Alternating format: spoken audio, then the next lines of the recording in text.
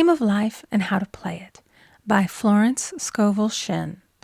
Chapter 9, Perfect Self-Expression, or The Divine Design. No wind can drive my bark astray, nor change the tide of destiny. There is for each man perfect self-expression. There is a place which he is to fill, and no one else can fill, something which he is to do, which no one else can do. It is his destiny.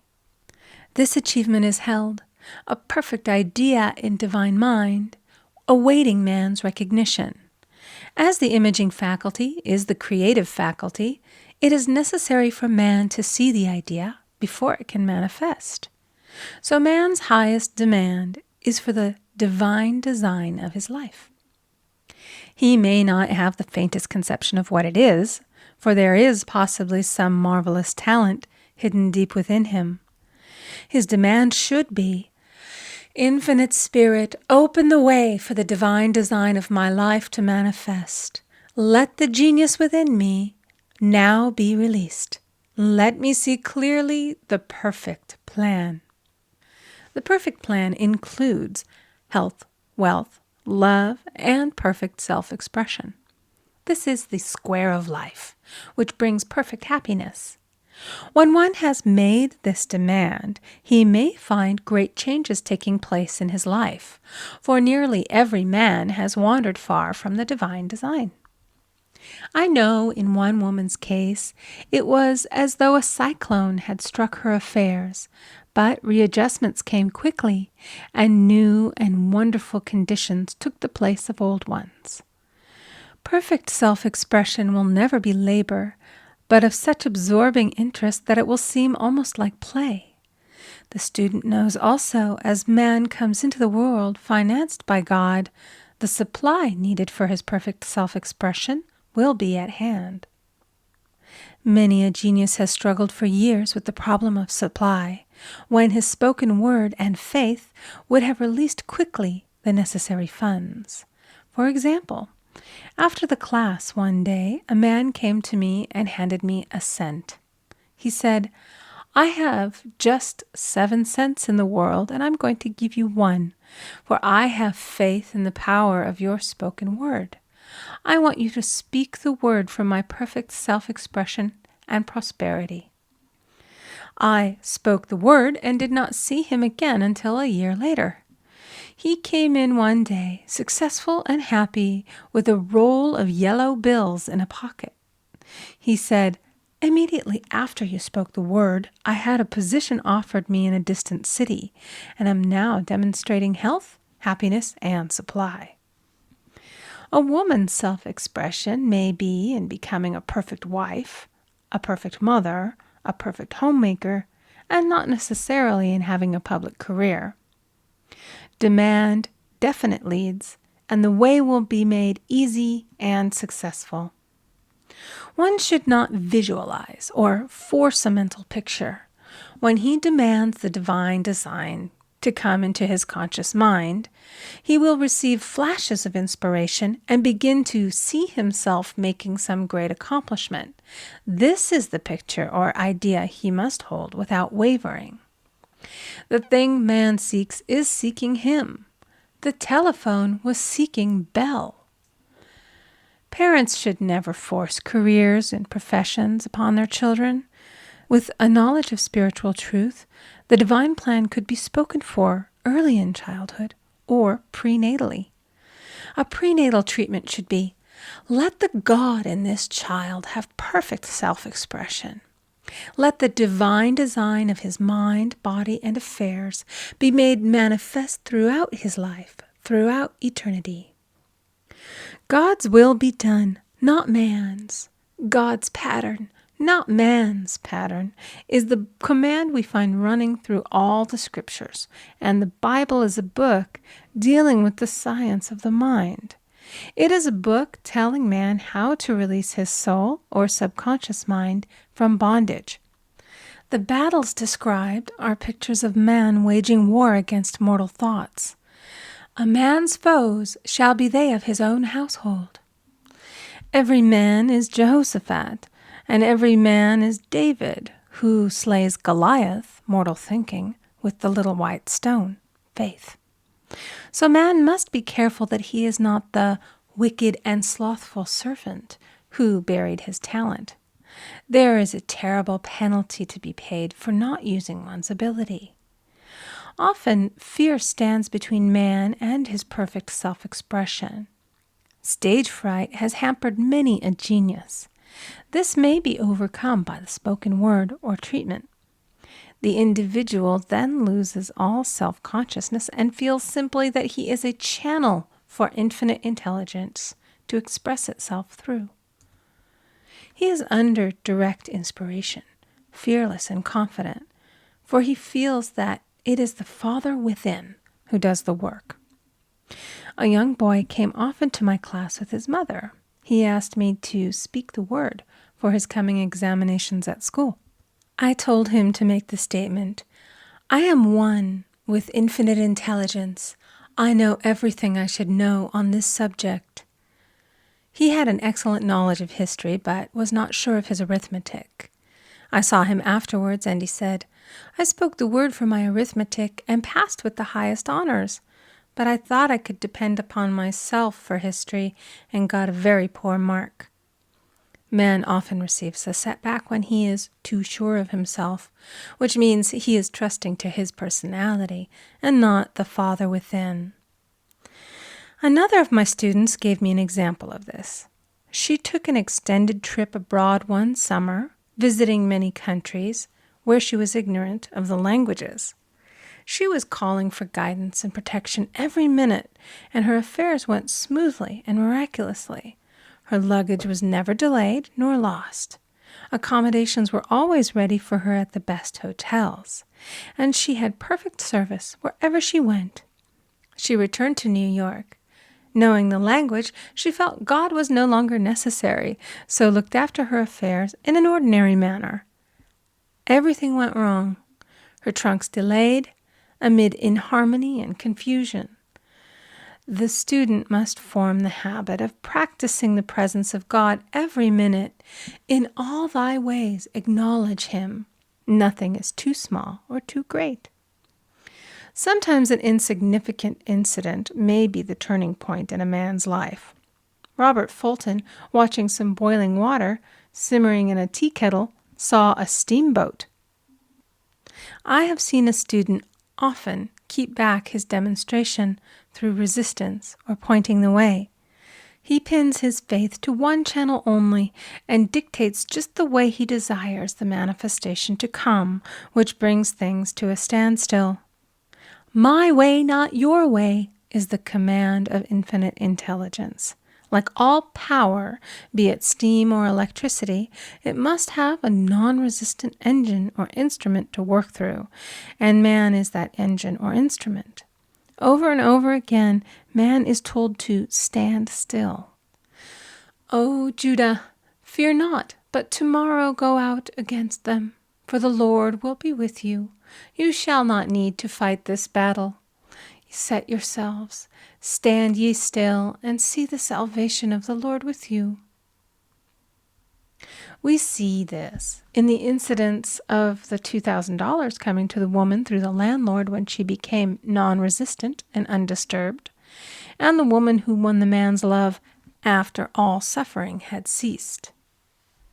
The student's goal is poise. Poise is power, for it gives God power a chance to rush through man, to will and to do its good pleasure. Poised, he thinks clearly and makes right decisions quickly. He never misses a trick. Anger blurs the visions, poisons the blood, is the root of many diseases, and causes wrong decision, leading to failure.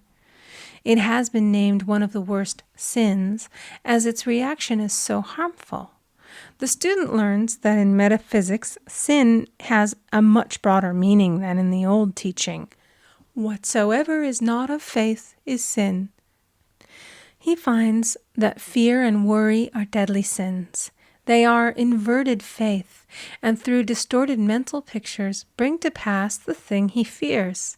His work is to drive out these enemies from the subconscious mind.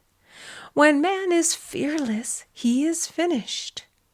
Maeterlinck says that man is God afraid.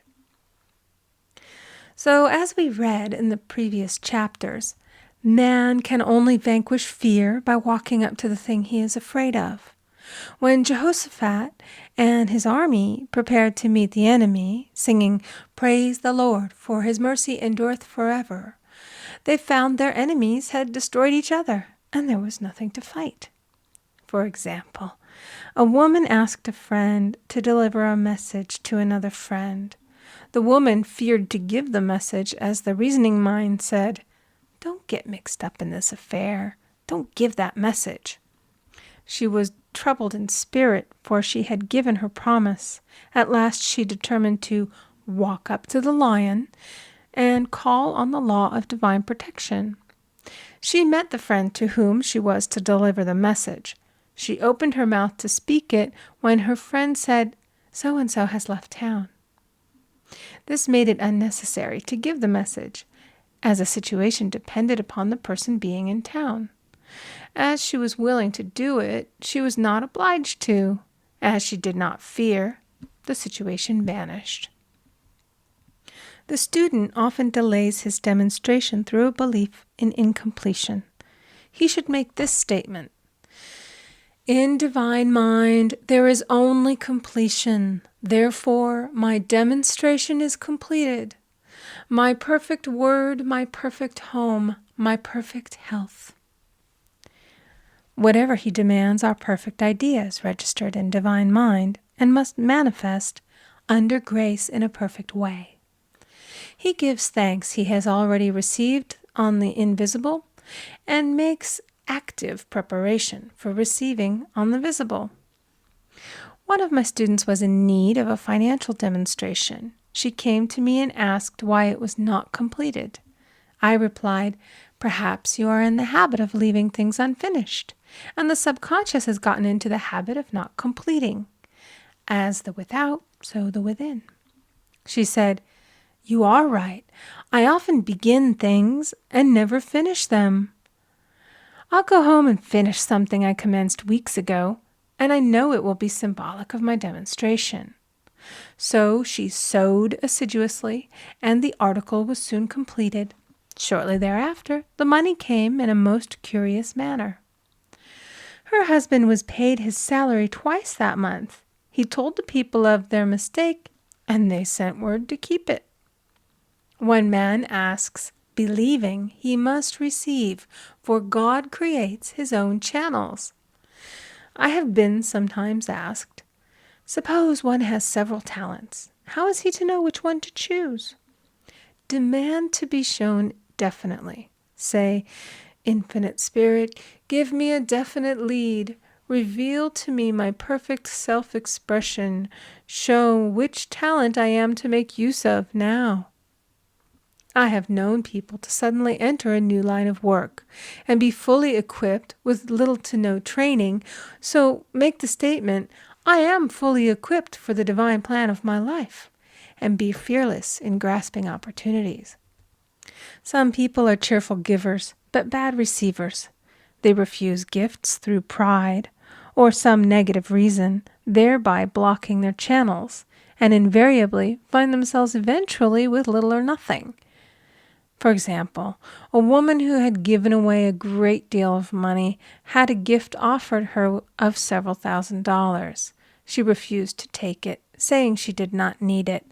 Shortly thereafter, her finances were tied up, and she found herself in debt for that amount. Man should receive gracefully the bread returning to him upon the water. Freely ye have given, freely ye shall receive. There is always the perfect balance of giving and receiving, and though man should give without thinking of returns, he violates law if he does not accept the returns which come to him, for all gifts are from God, man being merely the channel. A thought of lack should never be held over the giver. For example, when the man gave me 1 cent, I did not say, "Poor man, He cannot afford to give me that. I saw him rich and prosperous with his supply pouring in. It was this thought which brought it. If one has been a bad receiver, he must become a good one, and take even a postage stamp if it is given him, and open up his channels for receiving. The Lord loveth a cheerful receiver, as well as a cheerful giver. I have often been asked why one man is born rich and healthy and another poor and sick. Where there is an effect, there is always a cause. There is no such thing as chance. This question is answered through the law of reincarnation. Man goes through many births and deaths until he knows the truth which sets him free. He is drawn back to the earth plane through unsatisfied desire, to pay his karmic debts or to fulfill his destiny. The man born rich and healthy has had pictures in his subconscious mind, in his past life, of health and riches, and the poor and sick man of disease and poverty. Man manifests, on any plane, the sum total of his subconscious beliefs.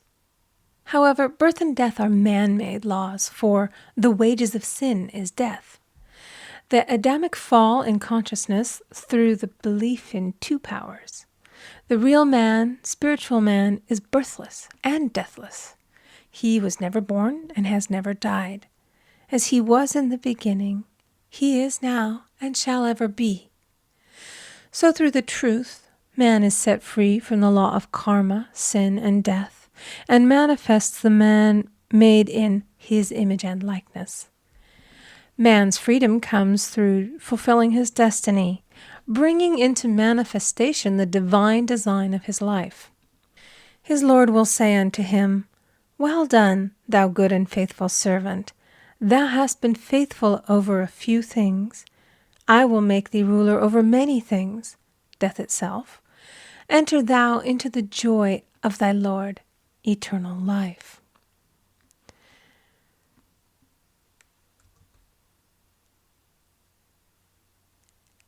End of chapter 9.